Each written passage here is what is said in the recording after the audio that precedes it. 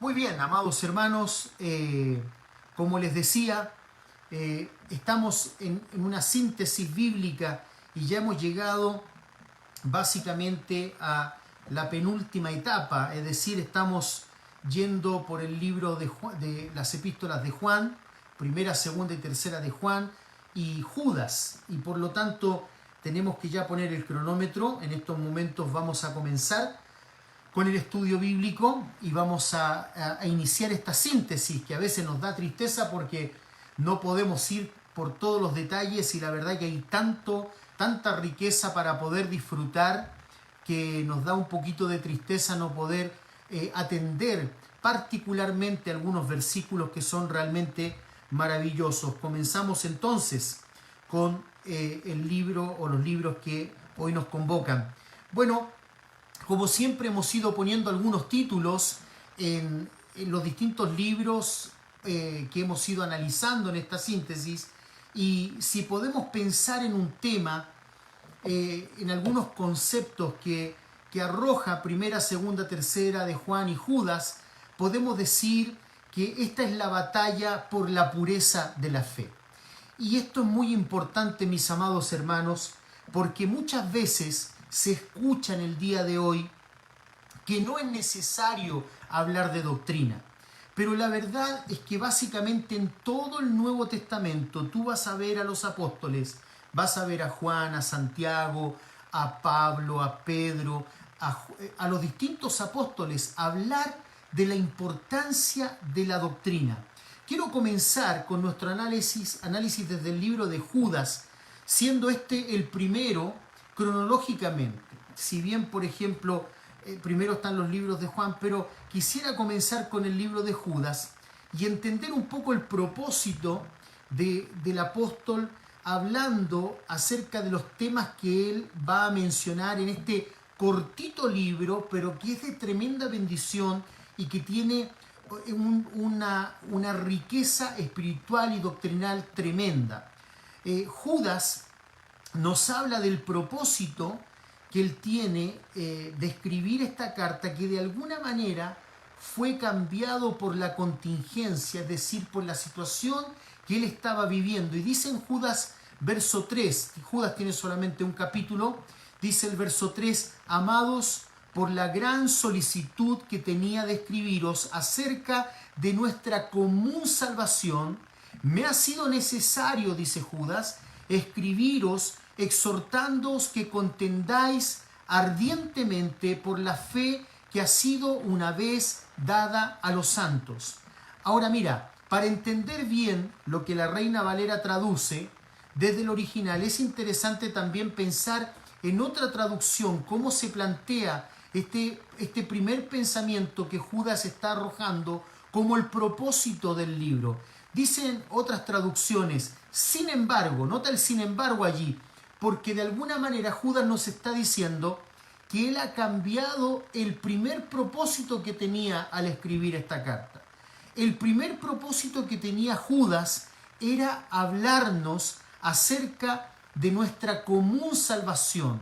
Sin embargo, dice, ahora me doy cuenta de que debo escribirles sobre otro tema.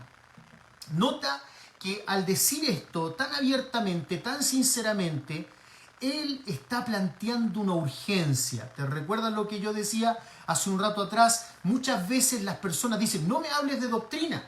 Pero Judas dice que es necesario. Nota lo que está diciendo. Porque a veces hay personas que dicen, mira, es mucho más importante hablar del Evangelio. Yo estoy de acuerdo con eso.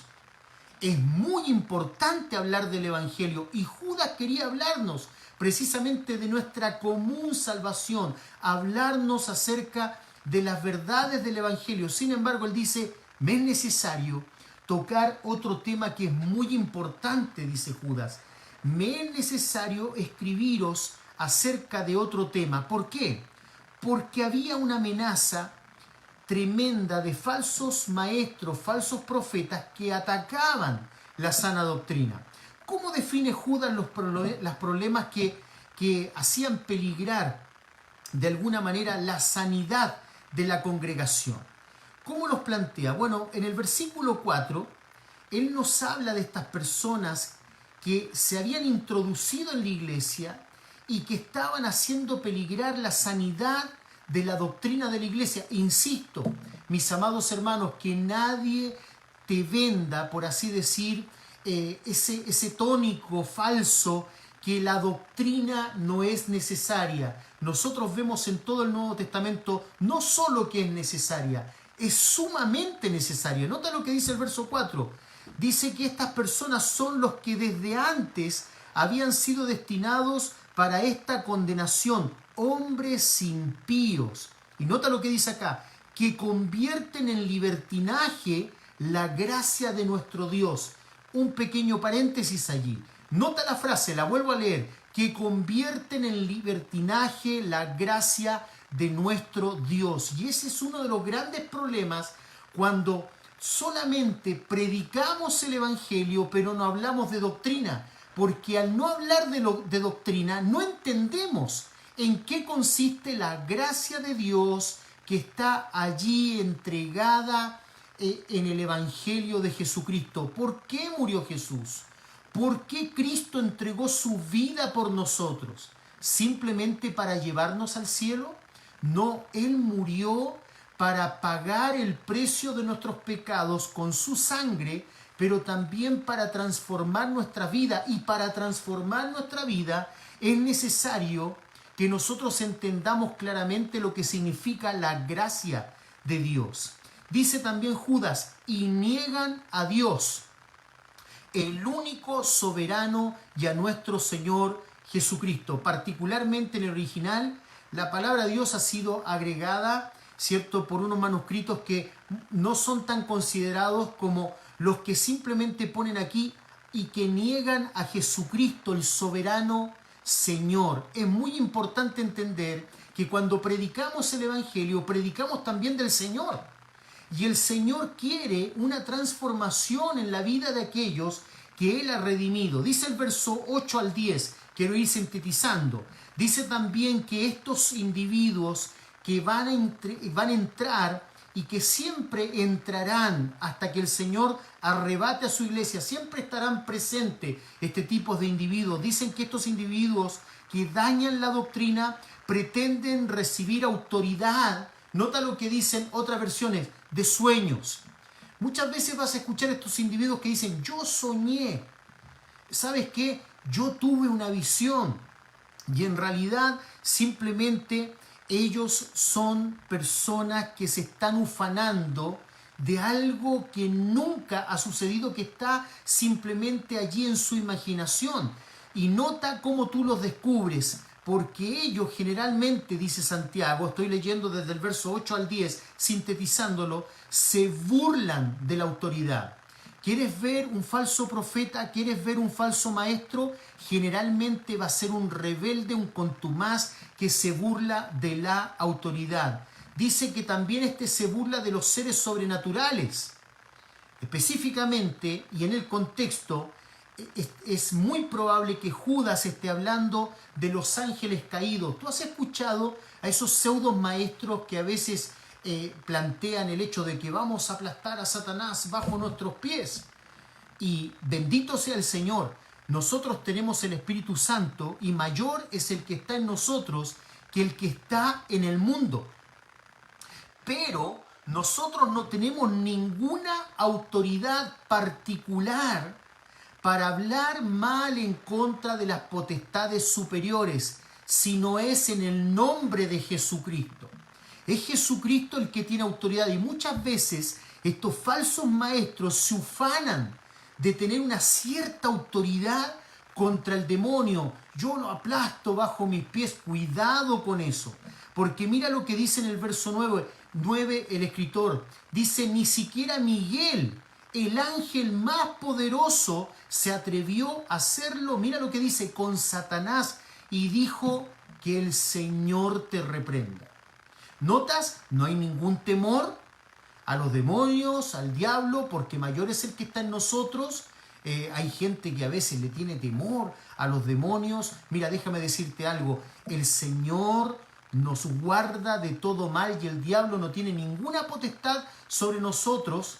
a no ser que el Señor se lo permita, pero siempre bajo el control soberano del Señor. Pero ¿sabes lo que dice el libro de Judas? Que ni aún aquel ángel llamado Miguel, este ángel tremendamente poderoso, tuvo la osadía, la falta de respeto de él pronunciar juicio. Dijo, que el Señor te reprenda. Estos también, dice Judas, se burlan de cosas que no entienden. Lógicamente no entienden. ¿Sabes por qué? Porque estas personas generalmente no están muy de acuerdo con hablar de la doctrina. Para ellos la doctrina les produce una cierta urticaria. Ellos son más bien sensuales. Y no necesariamente cuando utilizamos la palabra sensual, como ya hemos ido estudiando, estamos hablando de inmoralidad sexual, si bien la sensualidad también tiene que ver con eso. Pero la sensualidad tiene que ver con los sentidos, tiene que ver con las emociones. A esta gente les encanta sentir algo, pero no les gusta quemarse las pestañas estudiando la palabra de Dios, claro, porque eso demanda un cierto sacrificio. Hacen todo lo que dictan sus instintos y de esta manera provocan, dice el libro de Judas, su propia destrucción. Ahora nota, mira, en el verso 16 nos revela su propósito, el propósito de estos individuos. Estos, dice el verso 16, son murmuradores y querellosos. ¿Por qué?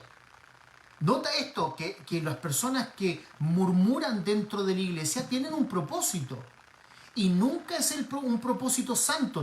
No hierres creyéndole a algunos que murmuran.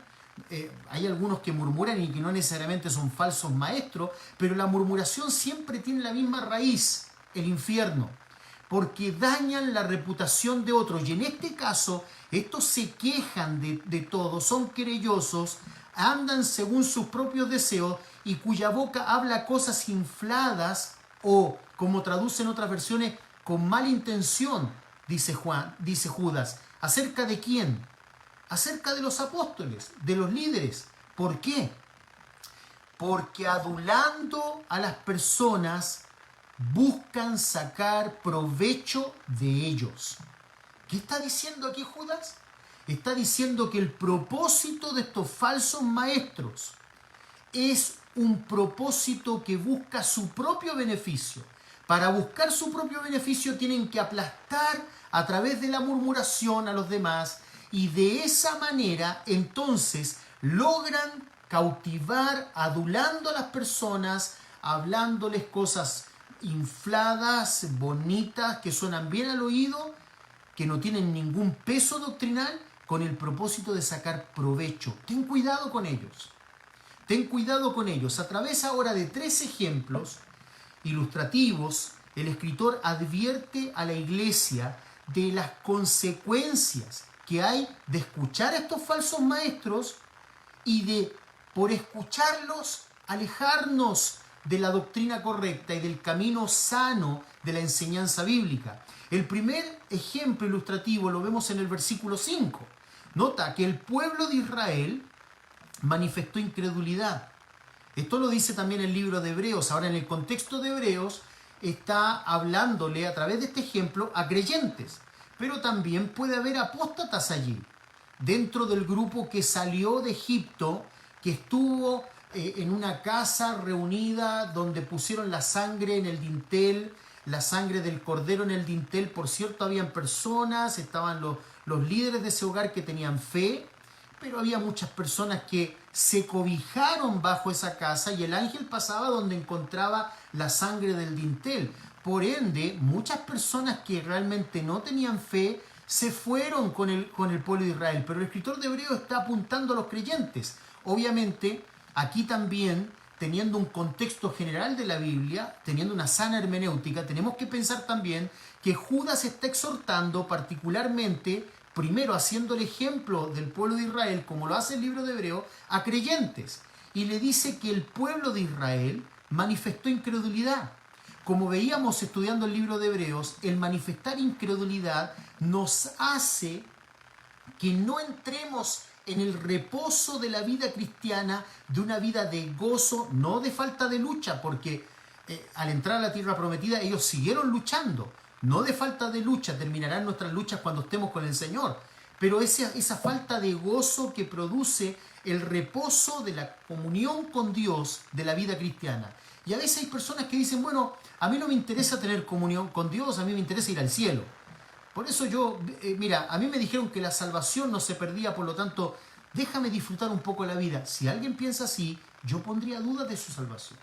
Yo pondría en duda su salvación. Pero algo más, ¿puede haber creyentes que viven de una manera así incorrecta, manifestando incredulidad a la palabra? Por cierto que lo hay. 1 Corintios 5 nos habla de eso. Estoy repasando un poco lo que vimos en el libro de Hebreos.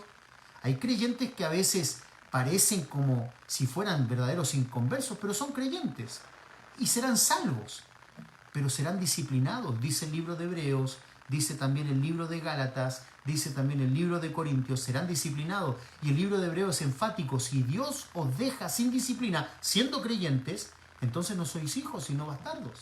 Y entonces Judas hace un primer ejemplo, advirtiendo a los creyentes: cuidado con seguir a estas malas doctrinas por una falta de compromiso a estudiar la verdad. Amados hermanos, hay creyentes que leen muy poco la Biblia. Ese es uno de los grandes problemas que tienen los creyentes, y por eso el diablo fácilmente los seduce y les hace creer que viven una vida cristiana correcta cuando simplemente su conducta está basada en meras suposiciones sin base bíblica. ¿Y saben lo que dice Judas? Dice: mas quiero recordaros, ya que una vez lo habéis sabido, que el Señor, habiendo salvado al pueblo de Israel, sacándolo de Egipto, después destruyó a los que no creyeron. ¿Notas eso? Hubo disciplina. Los de 20 años para arriba murieron en el desierto. El mismo Juan dice en las cartas que él escribe: hay pecados que son de muerte por los cuales yo no pido que ores. Es decir, hay momentos donde Dios dice: basta. ¿A quiénes? A los creyentes. Tenemos que tener temor. De hecho, el escritor de Hebreos dice: temamos pues. ¿Quiénes? Los creyentes. Temamos, porque Dios es fuego consumidor. Nosotros tenemos que entender que la gracia no significa libertinaje. Y de eso está hablando Judas. Ellos le prometen libertad, como dicen los apóstoles, y ellos mismos son esclavos de concupiscencia. Cambian la gracia, dice Judas, por libertinaje. El segundo ejemplo está en el versículo 7. Ahora sí habla específicamente de impíos.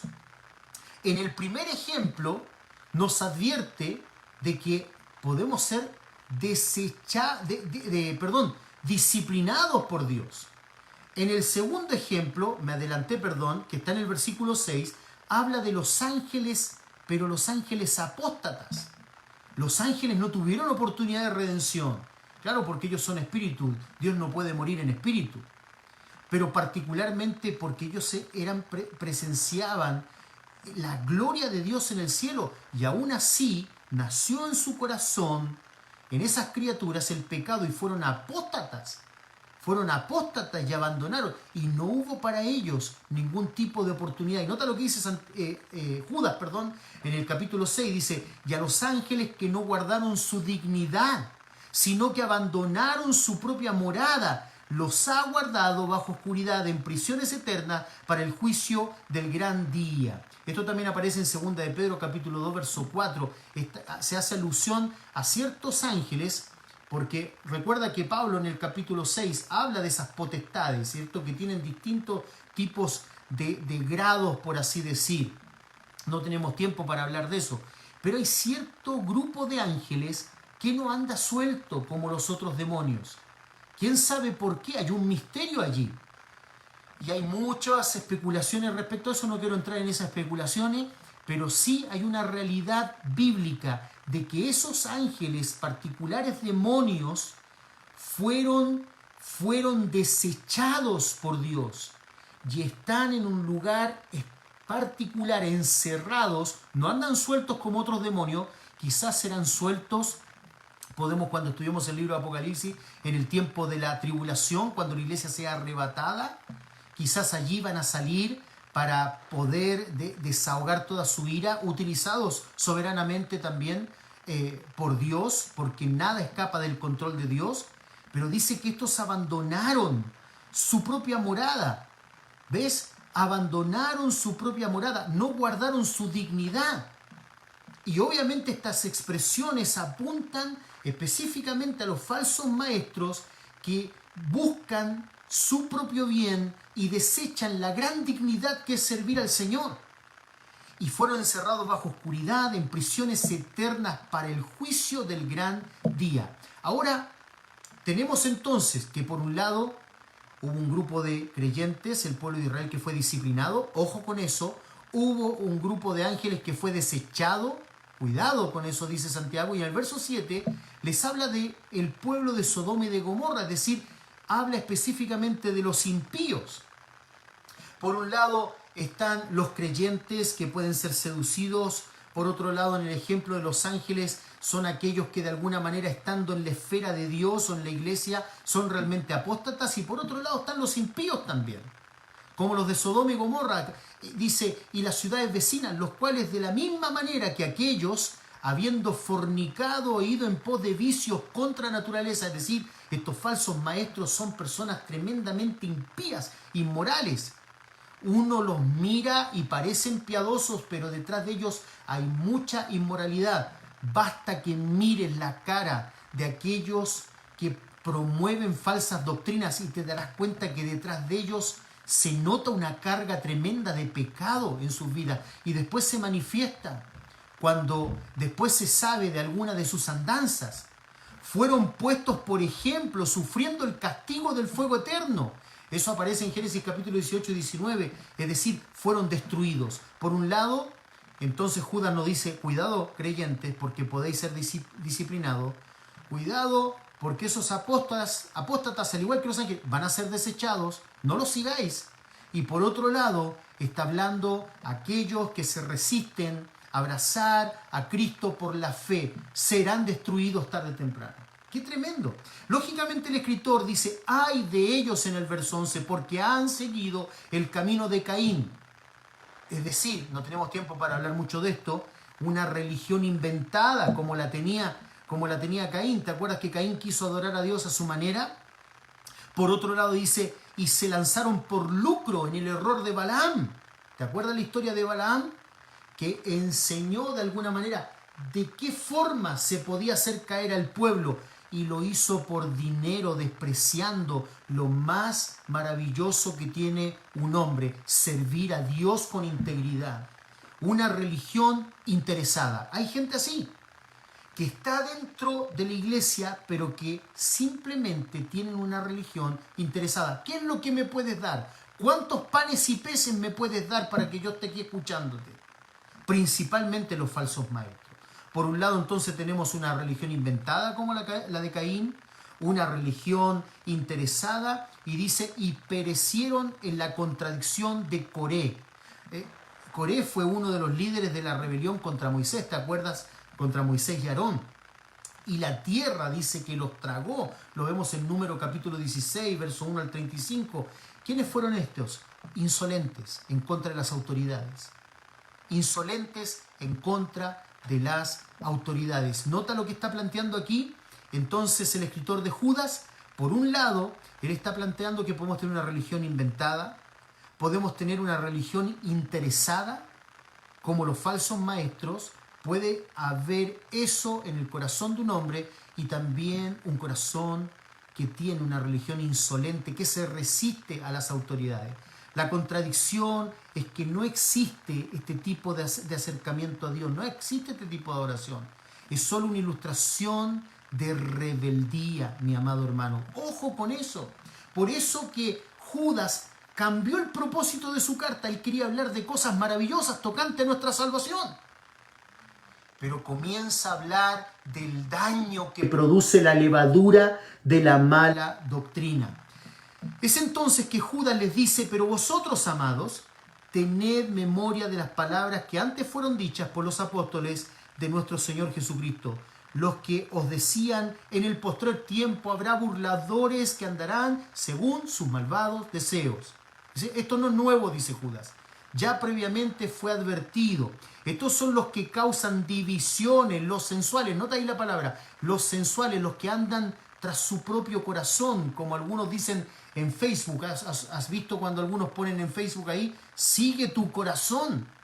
qué necedad más grande si nuestro corazón es perverso, es maligno. Maligno, ¿quién lo conocerá? ¿Cómo vamos a seguir nuestro corazón? Tenemos que seguir la palabra profética más segura, la cual hacemos bien en estar atentos, dice Pedro, como antorcha que ilumina en este mundo de oscuridad.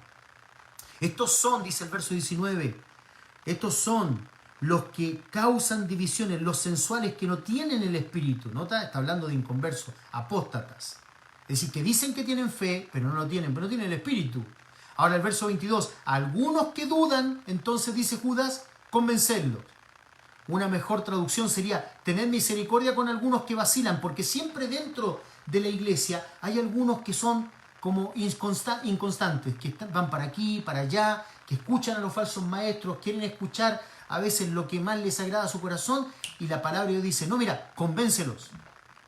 Hay personas que dicen, no, eso no es correcto, pero es correcto batallar ardientemente por el corazón de los hermanos, exhortarles. Si simplemente hablamos del amor de Dios como algo etéreo, como algo utópico, sin mostrar todas las caras de Dios que dice el apóstol Pablo, no os engañéis.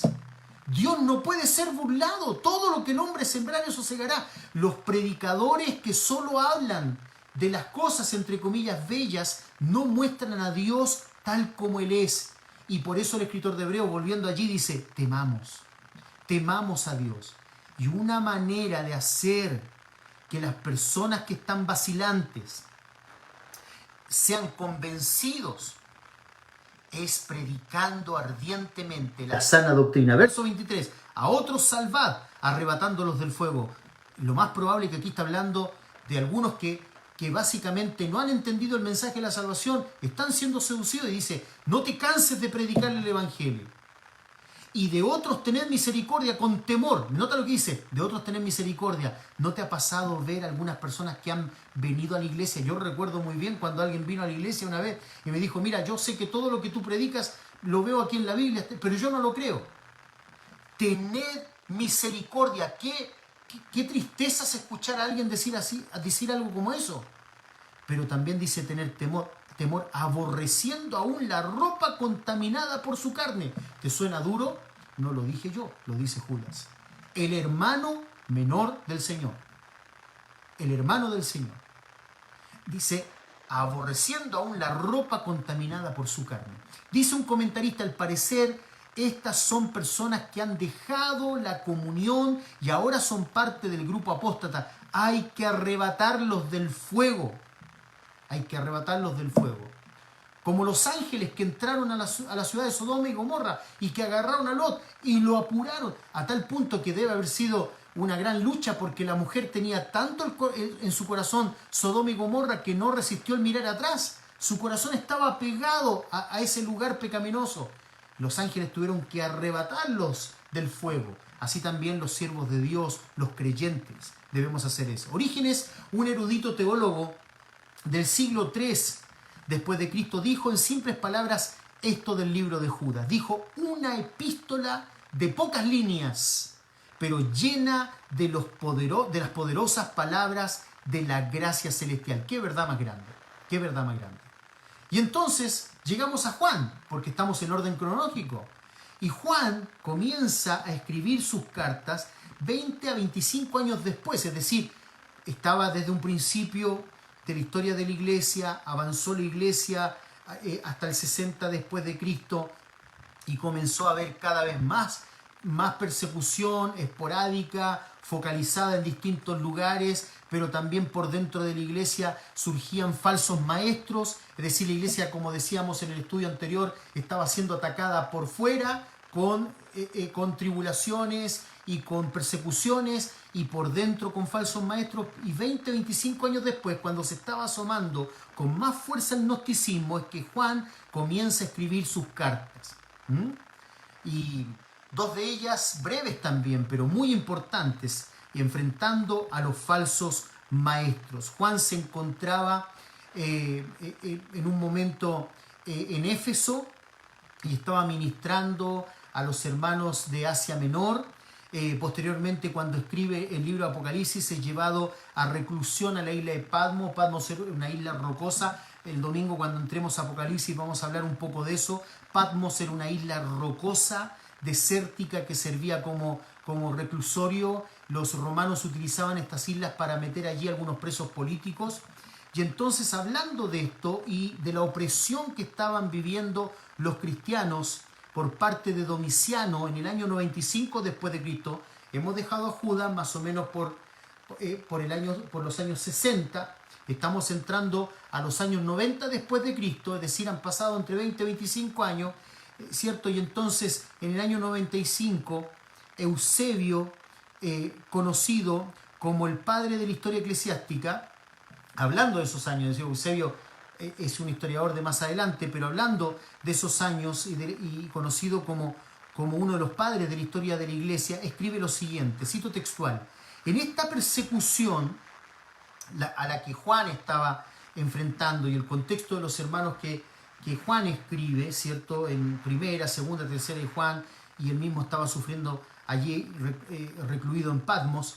En esta persecución, según la tradición recibida, la tradición, lo que se comentaba generación tras generación, el apóstol y el evangelista Juan, que aún vivía, porque dicen que Juan fue muy longevo, a consecuencia del testimonio de la palabra divina, fue condenado a habitar en la isla de Patmos.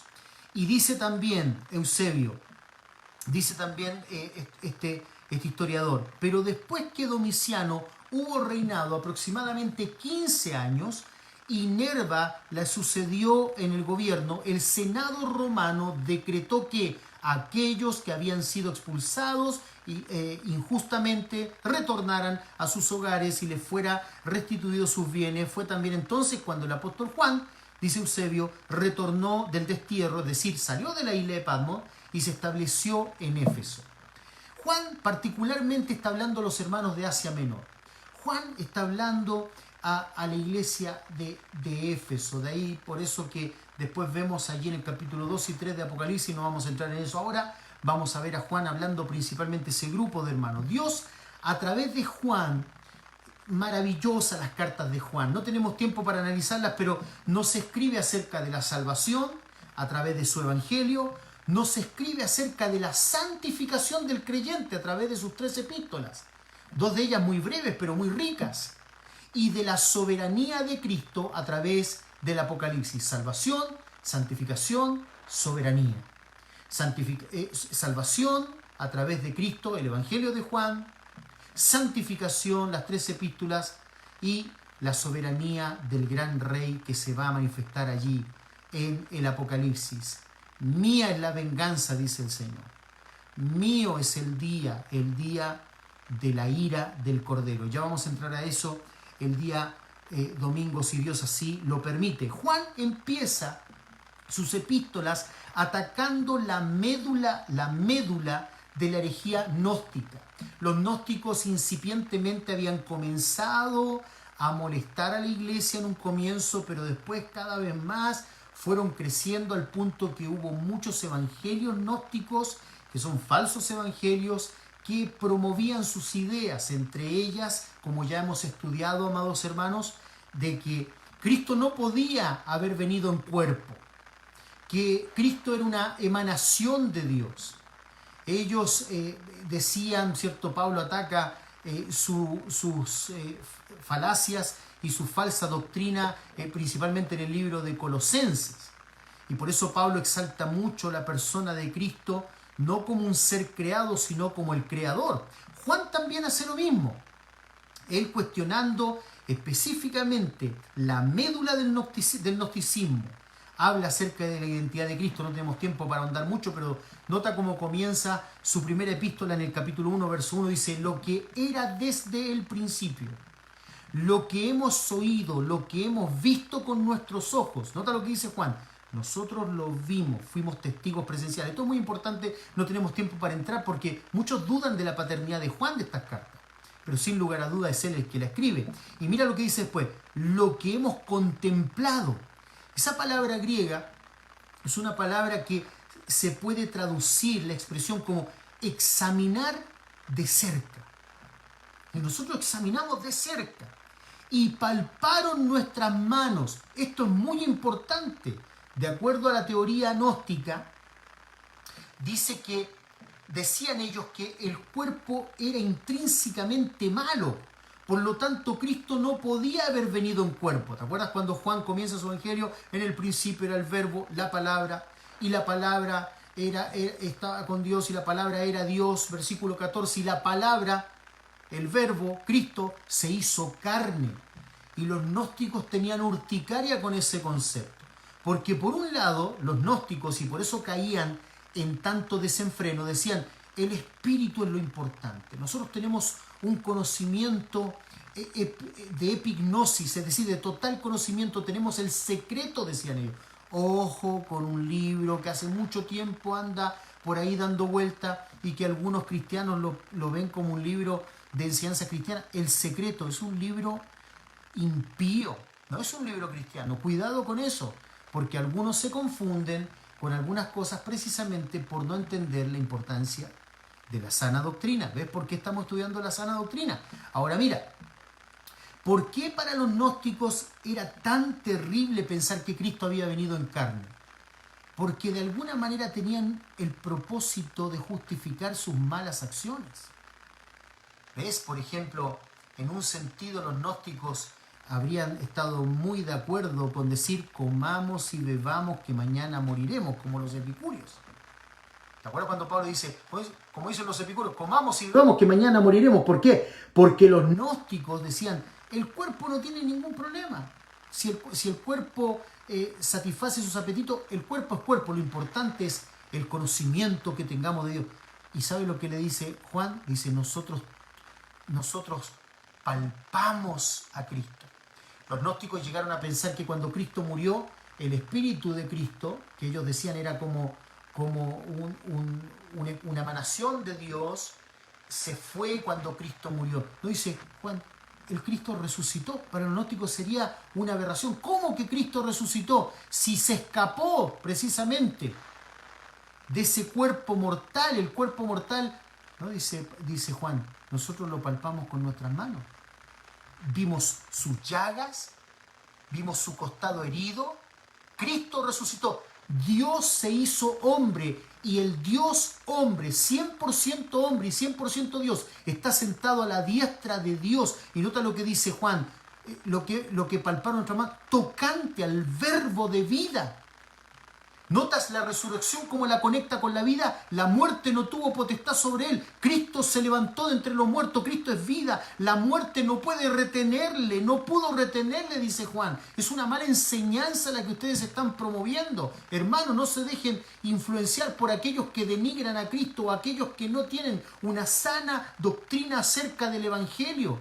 Es importantísimo, como dice Pablo en 1 Corintios capítulo 15, entender la estructura del Evangelio. Cristo murió, Cristo resucitó. Cristo murió, ¿por qué? Por nuestros pecados. El justo, Cristo por los injustos, pero resucitó, ¿por qué? Porque Cristo es vida, la muerte no puede retenerle y por lo tanto es el verbo, la palabra viva que comunica vida a través de su mensaje.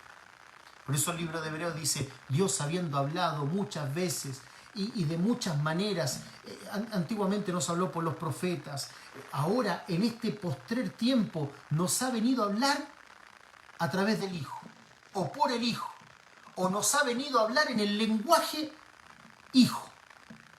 Dios es encarnado y nos habla directamente y nos revela los misterios que en el Antiguo Testamento no fueron revelados como la traslación de los creyentes, la iglesia que no fue revelada en el Antiguo Testamento. Maravilloso. Y como Él es el verbo vivo y transmite la verdad viva de Dios, es comunicador de vida. De ahí que dice en 1 Juan 1, 6, 7, si decimos que tenemos comunión con Él por su vida en nosotros, y andamos en tinieblas, nota lo que dice, y andamos, siendo Él no solo vida, sino luz, en el contexto de lo que está diciendo Juan, mentimos y no practicamos la verdad. Si decimos que tenemos comunión, y nota lo que dice Juan Juan no es de términos medios. La doctrina, la teología de Juan no es de términos medios, ¿cierto? Por ejemplo, Pablo, en cierta manera, vamos a ver que Pablo nos va a decir que el creyente va de gloria en gloria hasta tener la imagen misma de Cristo. Es decir, Pablo dice, hay etapas que el creyente va avanzando, ¿cierto? Como la luz de la aurora que va en aumento hasta que el día esclarece. Pero Juan es de sí o no. Y Juan dice, si decimos que tenemos comunión con Él y andamos en tinieblas, mentimos. Obviamente que el creyente, no todos los creyentes tienen la misma madurez espiritual y que hay un avance, una progresión. Pero lo que está diciendo Juan es muy importante. Juan está diciendo, el resultado del impío es muerte y por ende no hay obras de justicia en él. El resultado del que tiene comunión con Cristo es que no anda en tinieblas. Es decir, al menos al creyente le afecta cuando peca. Porque el mismo Juan va a decir que nadie puede decir que no tiene pecado, pero al creyente le afecta el pecado. Y dice, y andamos en tinieblas, siendo Él, Cristo, esa es la idea de Juan, no solo la vida, sino luz, mentimos si no practicamos la verdad. Nota la importancia de Juan, de la palabra practicar, de vivir de acuerdo a la verdad. Pero si andamos en luz, como Él está en luz, tenemos comunión unos con otros. Por cierto, cuando un creyente tiene comunión con Dios, indefectiblemente va a tener comunión con otros. ¿Quieres ver un creyente contumaz, complicado, agresivo, falto de respeto? Es un creyente que no tiene comunión con Dios y no tiene comunión con la luz de Dios. Esto no es algo etéreo, algo místico. Tener comunión con Dios es tener comunión con su palabra. Mi amado hermano, es gastar tiempo con este precioso libro, no tenerlo en una esquina empolvado, mi amado hermano. Mentimos si no practicamos la verdad, pero si andamos en luz como Él está en luz, tenemos comunión, ¿ves? Unos con otros. Ese es el tema particular de Juan. La comunión que hay a través de Cristo y la comunión que puede ser tremendamente afectada por mala doctrina. Y la sangre de Jesucristo, su Hijo, nos limpia de todo pecado, dice Juan. Porque claramente el creyente vive en este mundo y a veces, aunque no quiere pecar, peca. Como dice Pablo, miserable de mí. Lo que no quiero hacer, eso hago. La falta de comunión fraternal es un cuestionamiento directo a personas tales como Diótrefes, que se había mencionado en la tercera carta. Lo vamos a mencionar rápidamente porque las tres cartas prácticamente tienen un mismo tenor, con algunos matices diferentes, pero siempre el mismo tenor.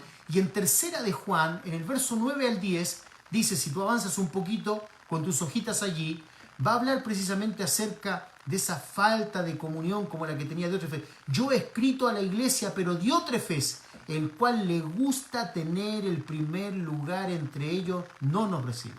Una de las características de los creyentes que no tienen comunión con Dios es que lejos de promover la gloria de Dios, promueven su propia gloria.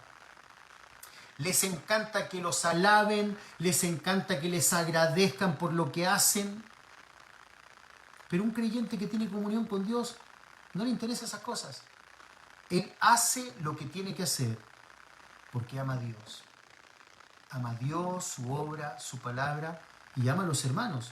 Yo he escrito a la iglesia, pero Diótrefes, el cual le gusta tener el primer lugar entre ellos, no nos recibe. Por esta causa, si yo fuere, recordaré las obras que hace, parloteando, es decir, Juan, como todo apóstol, como todo siervo de Dios, que es bastante varonil, bastante hombre para sus cosas, no tiene pelos en la lengua para decir lo que tiene que decir, no para su propia satisfacción o por venganza, sino por la obra de Cristo. Dice parloteando. Esa palabra parlotear, que la Reina Valera traduce por parlotear, puede ser como hablando. ¿Ves esas personas que como que aletean hablando? Hablan y solo sandeces. Y mira qué tipo de habladurías tenía este hombre, con palabras malignas contra nosotros. Y no contento con estas cosas, no recibe a los hermanos, y a los que quieren recibirlos se los prohíbe y los expulsa de la iglesia. No quería que nadie le hiciera sombra. Y entonces, para que nadie le hiciera sombra, hablaba mal de los hermanos. Qué tremendo esa gente que siempre anda murmurando. Generalmente este tipo de personas dañan mucho la iglesia. Juan dice, el que tiene comunión con el Hijo tiene comunión con el hermano. Las disensiones entre los hermanos son frecuentes, sin lugar a dudas. Siempre va a haber disensiones. Incluso Pablo dice que a veces es necesario que haya disensiones para ver quiénes son los aprobados. Es decir, quiénes son aquellas personas que verdaderamente entienden ciertas cosas y se manifieste lo que hay en el corazón. Y con frecuencia hay disensiones, aunque no queramos. Y pensemos que es así. Muchas veces no reconocemos, y por no reconocer que hemos hecho mal, que estamos en enemistad con un hermano, que hemos actuado de forma incorrecta, no podemos restablecer comunión. Al no reconocer, no podemos restablecer comunión. Por eso que Juan dice en 1 Juan 1, 8 al 9, volviendo a 1 Juan, dice, si decimos que no tenemos pecado, nos engañamos a nosotros mismos y la verdad no está en nosotros. Juan está hablando en el contexto de todo lo que está pasando en la iglesia. Hermanos que a lo mejor habían creído a los falsos maestros y que no tenían la humildad para reconocer que habían hecho mal.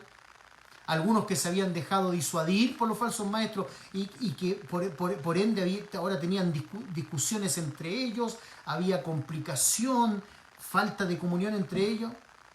Y algunos no querían reconocer que tenían pecado, pero particularmente Juan está atacando una vez más a los gnósticos, porque los gnósticos creían eso, que ellos no tenían pecado, que cometer pecados de la carne no significaba pecar, porque Dios estaba interesado en lo espiritual. Ellos tenían este pensamiento, ellos decían, mira, el Dios del Antiguo Testamento no es el Dios infinito, creador de todas las cosas. Dice, porque mientras más lejos está Dios de lo terrenal o de lo tangible de la materia, entonces más perfecto es. Entonces ellos creían una serie de eones que iban, ¿cierto?, cada vez más alejado de la materia, hasta el punto que en un momento la emanación de Dios o del verbo fue emanando, hasta que hubo un Dios que era casi perfecto, pero que también podía mezclarse con la corrupción, que había creado el cielo y la tierra.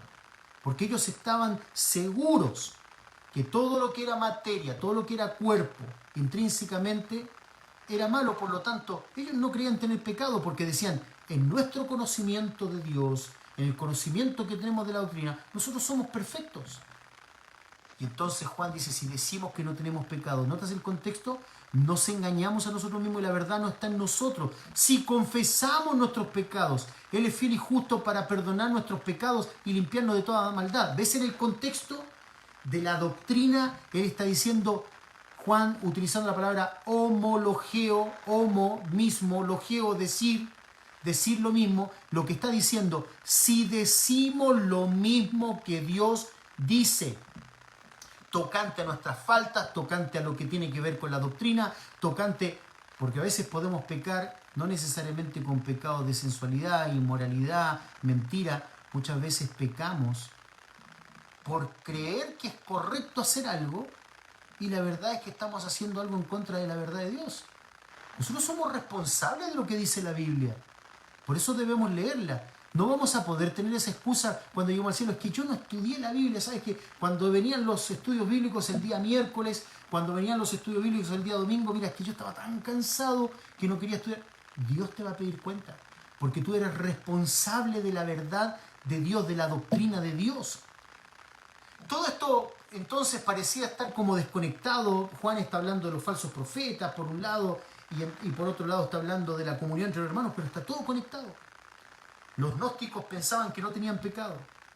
Los hermanos que habían sido arrastrados, quizás por orgullo, no querían reconocer. Los falsos profetas que niegan la doctrina esencial acerca de la persona de Cristo han desarrollado también una opinión deformada acerca del pecado, por cierto. Cuando tenemos una doctrina errada acerca de Cristo, tenemos mala práctica. Y básicamente es por un excesivo amor a las cosas. Desestimamos la doctrina por un excesivo amor a las cosas. De ahí que Juan va a decir en 1 Juan, al finalizar 1 Juan 5:1, cuidado con los ídolos, ya vamos a llegar allí. Declaraban, por ejemplo, que no tenían pecado, resumiendo, dan a conocer que no han pecado. 1 Juan 1:10, niegan que la comunión con Dios demanda que ellos deben vivir conforme a la verdad.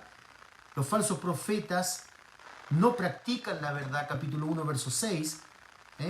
Los herejes decían que la comunión se basaba solamente en el conocimiento, recuerden eso. Hay muchos creyentes que viven de esa manera. ¿Sabes? Hay muchos creyentes que saben muy bien hablar del Evangelio de Cristo, que conocen ciertas doctrinas. Y el problema no es que las conocen, el problema es que no las practican. Y ahí hay un problema grande, porque Dios un día va a pedir cuenta por lo que nosotros sabemos acerca de Dios. ¿Sabes acaso que uno no debe mirar aquellas cosas que no debe mirar en la internet cuando está solo? ¿No ha dicho Dios que nosotros debemos vivir en santidad? ¿Lo estás haciendo? ¿Dice Dios que debemos tratar a nuestras esposas como vasos más frágiles? ¿Lo estás haciendo? ¿Dice Dios que debes honrar a tu esposo? ¿Lo estás haciendo? ¿Dice Dios que debes honrar a tus padres? ¿O es algo nuevo para ti? ¿Lo estás haciendo? Las herejías rehúsan seguir el ejemplo que dejó Jesús. Nosotros, los que amamos a Dios, debemos seguir a Cristo. Dice el capítulo 2, verso 6. El que dice que permanece en Él debe andar como Él anduvo. ¿Ves? Tan sencillo. El que dice que permanece en Él, ¿de qué manera se manifiesta? ¿Se manifiesta a través de buenas intenciones? No, a través de la conducta, del andar. Declaran que esta comunión con Dios simplemente, o dicho de otra manera, profesan tener esta comunión con Dios. Profesan conocer a Dios, pero no están dispuestos a obedecer su mandamiento. Dice, mira lo que dice 1 Juan capítulo 2, verso 4. El que dice yo le conozco y no guarda sus mandamientos. El que dice yo le conozco y no guarda sus mandamientos. Esa frase, no guarda sus mandamientos, este es un participio presente activo que en el griego expresa una acción habitual en la vida. Es decir, no guardan sus mandamientos, no que de pronto fallan y sufren por eso, sino que usualmente están fallando, que ya se acostumbraron. Y dice Juan, el que dice yo le conozco, y la idea sería, y usualmente no guardan sus mandamientos, el tal es mentiroso, la verdad no está en él. Tienes que examinar tu corazón, amado, tenemos que examinar nuestro corazón. ¿Estoy practicando la verdad?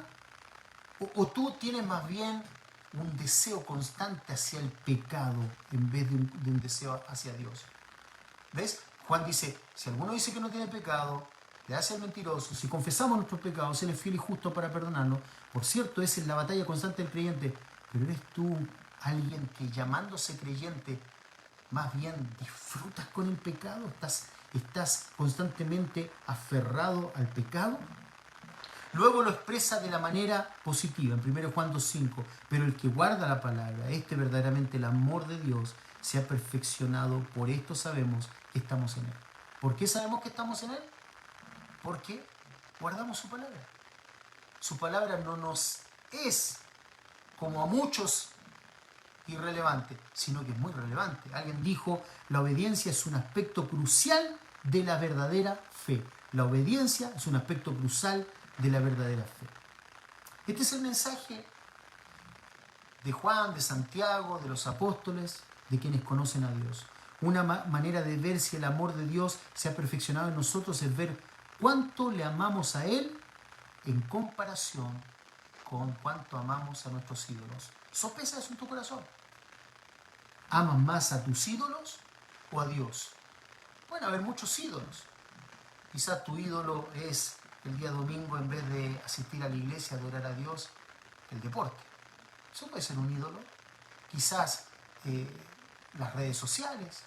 Hay ídolos. Y Juan dice, guardaos de cualquier enseñanza que se oponga a estas realidades. Mira cómo lo dice en Juan 5:21, Juan 5:21, hijitos guardados de los ídolos. Amén. El amor a Dios y a su verdad, desechando la mentira, amando al prójimo, los hermanos, la gente que nos rodea. Eso es lo que continúa expresando Juan en su segunda carta. Al parecer aquí lo hace en forma críptica, camuflada, quizás por la persecución. Y mira cómo lo dice 2 Juan 1:2. Dice el anciano a la señora elegida. ¿Quién es esa señora elegida? Bueno, muchos autores piensan, comentaristas, de que Juan está hablando en forma críptica, escondida por la persecución, para que no sepan de qué está hablando. Y esa señora, la elegida, es la iglesia y sus hijos, los hermanos, a quienes yo amo en la verdad. Y no solo yo, sino también todos los que han conocido la verdad. ¿Ves? Los creyentes se aman. Los creyentes aman la verdad y como aman la verdad, se aman entre ellos a causa de la verdad que permanece en nosotros y estará para siempre con nosotros. Él es la verdad, estará con nosotros para siempre. Cristo es la verdad.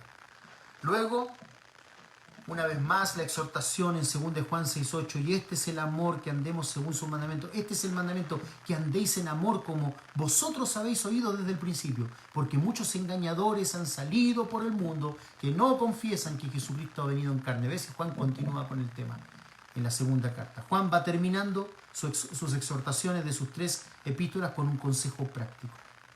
Y el consejo es este. En tercera de Juan, versículo 11 al 12, le habla particularmente a un anciano de una de las iglesias de Asia Menor. Ya estoy terminando, estoy dentro de los 55 minutos que nos hemos propuesto en el estudio, nos quedan 3 minutos. Dice así, mira, tercera de Juan, versículo 11 al 12. Amado, le dice al anciano Gallo, ¿no? Amado, porque le está escribiendo a él, a uno de los ancianos de las iglesias de Asia Menor. No imites lo malo, es decir, no hagas lo que Diótrefes hace, sino lo bueno.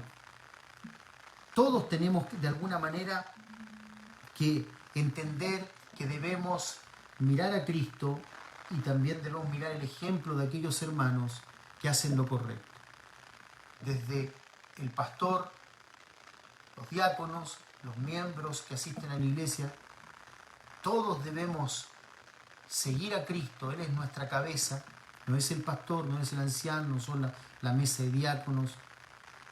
Solamente hay una cabeza, ese es Cristo, pero también hay hermanos que deben servir de ejemplo. Y tú debes servir de ejemplo. Tú debes ser alguien que debe marcar una pauta, un ejemplo. Ese es tu deber como hijo de Dios. Conocer la doctrina, amar a tus hermanos, ser un ejemplo. Practicar. Eso es lo que Juan tiene en mente. Si conoces la verdad, el engaño no te va a seducir. Si conoces la verdad, vas a practicar la verdad. Si conoces la verdad, practicas la verdad, vas a ser un ejemplo. Y entonces Juan le dice, no imiten lo malo, es decir, a Diótrefes, sino lo bueno. El que hace lo bueno es de Dios, pero el que hace lo malo no ha visto a Dios. Todos dan testimonio de Demetrio. Qué importante es ser un Demetrio y no un Diótrefes en la vida cristiana. Un Demetrio que es capaz de dar un buen ejemplo y aún la verdad misma. Todos dan testimonio de Demetrio y aún la verdad misma. ¿Qué quiere decir con esto? La palabra de Dios da testimonio que este hombre es un hijo de Dios. Mira cómo se comporta en consonancia con lo que dice la Biblia. Y también nosotros damos testimonio y vosotros sabéis que nuestro testimonio es verdadero. ¿Por qué? Dice Juan. Soy un apóstol, dice Juan. Soy un apóstol. Por lo tanto, si alguien que está escuchando esto rechaza esto, no me rechaza a mí, rechaza a Juan. Y Juan dice, yo con autoridad de apóstol le estoy hablando. Finalmente hay una nota hermosísima y con esto terminamos. Está en la tercera carta, en el versículo 15, finalizando todo. La paz sea contigo, dice Juan, y quizá esto se traspola a todos nosotros, trasciende a todos nosotros. La paz sea contigo, los amigos te saludan. Mira lo que está diciendo, mira cuánta intimidad. Saluda tú a los amigos. Y nota lo que dice al final, a cada uno en particular. Qué personal, ¿no? Qué hermoso. A veces somos tan impersonales nosotros y no nos damos cuenta de la necesidad que las personas particularmente necesitan de nuestra atención, de nuestro amor. ¿Sabes tú cómo ves a una persona que anda en la verdad, que rechaza, que capta rápidamente el error, la mentira de los falsos maestros? Porque conoce la verdad, practica la verdad, ama al prójimo. Es decir, amar al prójimo puede ser muy ambiguo también. ¿Sabes cómo se nota que alguien ama al prójimo? Porque particularmente está pendiente de la necesidad particular, se goza con los que se gozan, llora con los que lloran. Que Dios bendiga su palabra. Vamos a orar. Bendito Padre Celestial, alabado sea tu nombre. Hemos corrido a través de Judas, primera, segunda y tercera de Juan. Señor, tu Espíritu Santo es el que tomará tu palabra, esta síntesis, y la aplicará a nuestro corazón. Bendice tu palabra en el nombre de Jesús. Amén y amén.